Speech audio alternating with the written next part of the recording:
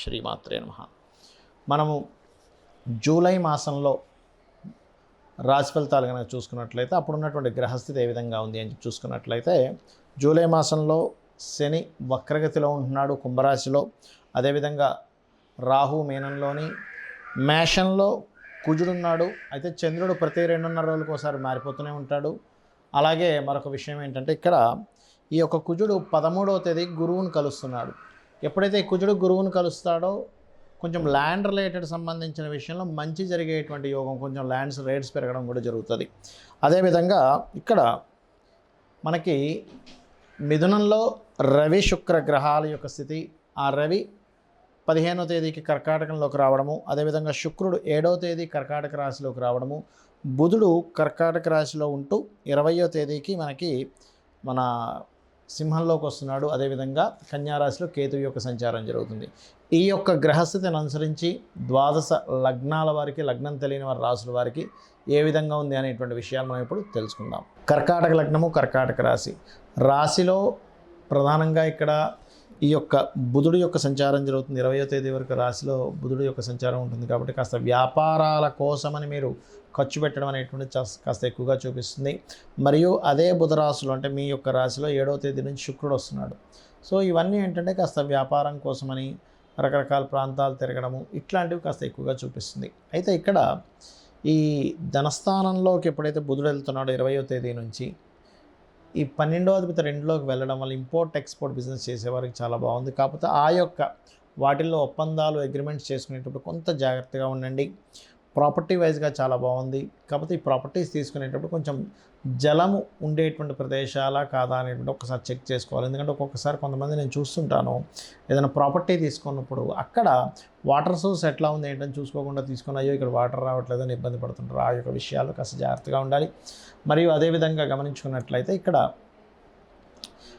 11లో 2 గ్రహాలు ఉండడం అనేటువంటిది ఒక రకంగా చెప్పాలంటే సంతాన యోగాన్ని, రాజకీయ యోగాన్ని, రాజకీయంగా బాగా కలిసి రావడం కానివ్వండి. మరియు అదేవిధంగా గమనించుకున్నట్లయితే ఈ పంచమం అనేటువంటిది షేర్ మార్కెట్ని కూడా సూచిస్తుంది. కాబట్టి ఎవరైనా లాంగ్ టర్మ్ షేర్స్లో కనుక ఏదైనా ఇన్వెస్ట్మెంట్ చేయాలనుకునేటువంటి వారికి చాలా బాగుంటుంది. మరియు మీ యొక్క సంతానానికి కూడా మంచి అభివృద్ధినిచ్చేటువంటి యోగము, సంతానం పట్ల కొన్ని మంచి శుభవార్తలు వినేటువంటి యోగంగా మనం చెప్పుకోవచ్చు. అదేవిధంగా పంచమ స్థానాన్ని చూసేటువంటి గ్రహాలు ఎప్పుడు కూడా ఉన్నటువంటి అప్పులను తీర్చేటువంటి యోగాన్ని ఇస్తూ ఉంటాయి. కాబట్టి ఉన్న అప్పులు కొంతవరకు క్లియర్ అవ్వడం అనేటువంటి చాలా స్పష్టంగా చూపిస్తుంది. మరియు ఆ 11వ స్థానంలో ఉండేటువంటి గురువు 7మ స్థానాన్ని ఎప్పుడైతే వీక్షిస్తున్నాడో ఆ వీక్షణ అనేటువంటిది కాస్త వివాహ ప్రయత్నాలకు సూచిస్తుంది. బికాజ్ ఆఫ్ శుక్రుడు మనకి 7వ తేదీ నుంచి రాశిలో సంచరిస్తూ 7మం పైన గురువు యొక్క దృష్టి ఉన్నందుకు యోగకారకుడు అవుతాడు. కాబట్టి ఈ యొక్క రాశి వారికి గురువు 11లో ఉండి ఎప్పుడైతే శుక్రరాశుల్లో ఉండి 7మ స్థానాన్ని చూస్తాడో వివాహ ప్రయత్నాలు సఫలీకృతం అయ్యేలా చేస్తాడు. అయితే ఈ వివాహ ప్రయత్నాలు సఫలీకృతం అవ్వడానికి మీరు ప్రధానంగా గురువారం కానీ మంగళవారం కానీ ప్రయత్నం చేసినట్లయితే మరింత తొందరగా మీ యొక్క ప్రయత్నాలు సఫలీకృతం అవుతాయి. కాకపోతే ఇక్కడ కాస్త ఈ 3వ స్థానంలో ఉన్నందుకు కొంత ఇంటర్వ్యూస్కి వెళ్ళినప్పుడు కానీ, ఏదైనా పెళ్లి సంబంధాలు చూడడానికి వెళ్ళినప్పుడు కానీ, ఏదైనా అగ్రిమెంట్స్ రాసుకునేటప్పుడు కానీ కాస్త చూసుకొని చేయవలసినటువంటి సందర్భం ఇక్కడ చూసుకోవాలి. అయితే ఇప్పుడు శని వక్రించాడు. శని వక్రగతి వల్ల కూడా కొన్ని జాగ్రత్తలు తీసుకోవాలి. మీ జాతకం ఉన్నా లేకపోయినా సరే గుర్తుపెట్టుకోండి. ఏమిటది అంటే శని మకర రాశి, కుంభరాశిలో ఉండి మకరం వైపు వక్రించున్నాడు. దీనివల్ల పర్టికులర్గా ఏంటంటే ప్రపంచవ్యాప్తంగా, దేశవ్యాప్తంగా కొంత కెరియర్ రిలేటెడ్ సంబంధించిన విషయంలో కొంత గ్రోత్ ఉంటుంది.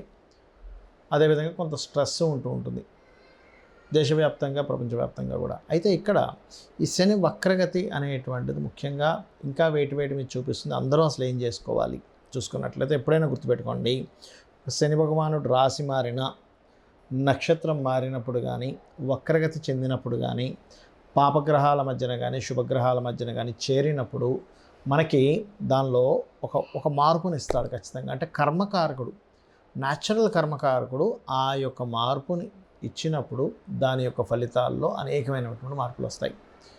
ఇది ముఖ్యంగా దేశ రాజకీయాల మీద ప్రభావం చూపిస్తుంది శని వక్రగతి అనేటువంటిది. అదేవిధంగా రెండవది ఏంటంటే జాబ్స్, ఎంప్లాయ్మెంట్స్ వీటి మీద ఒక పాజిటివ్నెస్ని కూడా ఇస్తుంది. అందులో ఎటువంటి సందేహం లేదు. ఆర్థిక వ్యవస్థ సంబంధించిన విషయంలో అనేకమైన మార్పులను ఇస్తుంది. అయితే ఈ శని వక్రగతి పర్సనల్ చార్ట్ మీద ఎఫెక్ట్ పడకుండా ఉండాలి అంటే ముఖ్యంగా మీరు చేసుకోవాల్సినటువంటి ముఖ్యమైనటువంటి అంశం ఏమిటి అంటే శనివారాలు వీలైనంత మటుకు అన్నదానం చేయండి. దీనివల్ల ఏమవుతుందంటే శని వక్రగతి యొక్క ప్రభావం తగ్గి మీకు పాజిటివ్ అనేటువంటిది జరుగుతుంది. అలాగే బెల్లము గోవుకు తినిపించడము, మధ్యాహ్నం పూట నిద్రపోవడం అనేటువంటిది ఎక్కువగా చేయకూడదు. అదేవిధంగా ముసలి వాళ్ళకి, బాగా ఏజ్డ్ పర్సన్స్కి, వాళ్ళకి ఏదైనా మీకు తోచినటువంటి సహాయం చేయడం చేస్తూ ఉన్నట్లయితే ఖచ్చితంగా మంచి ఫలితం వస్తుంది. దీంతోపాటు శని వక్రగతి యొక్క ప్రభావం మీ మీద అస్సలు ఇంక పడకుండా ఉండాలి, కంప్లీట్ పాజిటివ్గా ఉండాలంటే కర్మకారకుడు, ముఖ్యంగా శని భగవానుడు, ఆంజనేయ స్వామి ఉపాసన ఎవరైతే చేస్తారో వాళ్ళకి మరింత అనుకూలంగా ఉంటాడు. కాబట్టి ఆ అనుకూలత రావాలంటే రోజు కనీసం 20 నిమిషాలు, ఎక్కువసేపు అక్కర్లేదు, ఓం హరి మర్కటాయ నమః అనే మంత్రం చేయండి, అద్భుతంగా ఉంటుంది. అయితే ఎవరికైనా వాళ్ళ జన్మజాతకంలో శని వక్రించుండి వాళ్ళ గనక కర్మ సంబంధం దానికి వచ్చింది కంప్లీట్గా అన్నప్పుడు ఉద్యోగం, గతంలో చేసిన ఉద్యోగంలోకి వెళ్ళడం అనేటువంటిది ఇస్తాడు. గతంలో ఇంతకుముందు చేశానండి జాబ్, వాళ్ళు మళ్ళీ పిలుస్తున్నారు, ఇటువంటివి వింటూ ఉంటారు, గుర్తుపెట్టుకోండి. అలాగే ఎప్పుడైనా గుర్తుపెట్టుకోండి, గోచార గ్రహాల యొక్క ఫలితం ఒక ఎత్తు అయితే, మన personal chart is most important. మన పర్సనల్ చార్ట్లో ప్రస్తుతం నడుస్తున్న మహాదశ ఏమిటి, అంతర్దశ ఏమిటి, దానికి గోచారం ఏమిటి, ఇది పర్టికులర్గా చూసుకోవాలి. అంతేగాని ఎంతసేపు నాకు ఏలినాడు శని ఉంది, అర్ధాష్టమ శని ఉంది, అష్టమ శని ఉంది, అందుకే ఇంత ఇబ్బంది పడుతున్నాను అనుకోవడానికి వీల్లేదు. ఎందుకంటే శని భగవానుడు ఎప్పుడూ బ్యాడే ఇచ్చేటట్టయితే ప్రతి ఒక్కరూ శని మహర్దశ రాగానే ఇబ్బంది అయిపోవాలి, గురు మహర్దశ రాగానే బాగుండాలి, శుక్ర మహర్దశ రాగానే బాగుండాలి, బుధుడు రాగానే బాగుండాలి. అలా అవ్వట్లేదు కదా. లాజిక్ ఆలోచించండి. శని భగవానుడు బాగుంటే మంచి ఫలితాలు ఇస్తాడు, గురువు బాగున్నా మంచి ఫలితాలు ఇస్తాడు. కానీ ఇబ్బంది అయితే గురువు గ్రహం అయినా సరే ఇబ్బంది ఇస్తుంది. శుక్రగ్రహం, అందరూ ఏమనుకుంటారు శుక్రదశ వస్తే రాజయోగం అనుకుంటారు. అలా ఏమి ఉండదండి.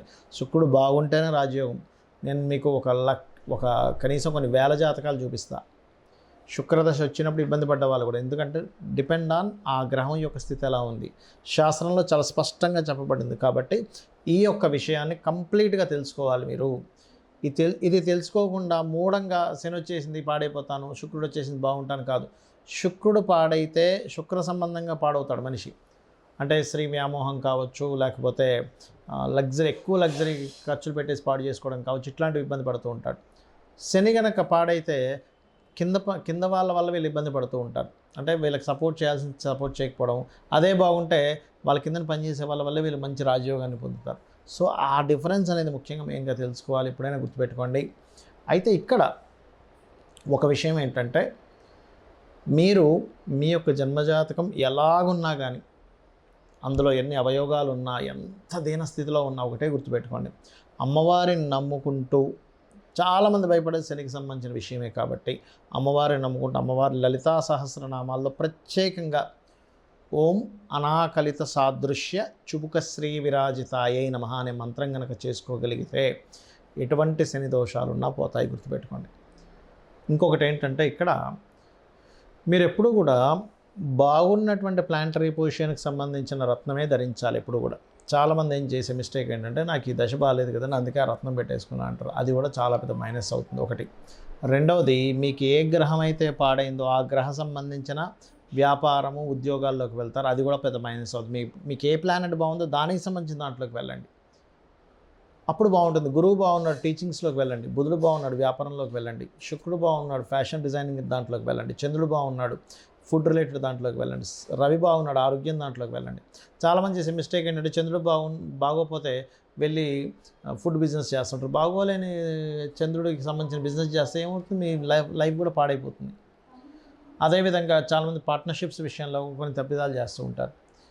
అవతల వాళ్ళ జాతకం ఎట్లా ఉంది, అసలు వాళ్ళకి ఆ దాని పరంగా ధనయోగం ఉందా లేదా చూసుకోకుండా వీళ్ళకి బాగుంది కదా అని వెళ్ళిపోతారు.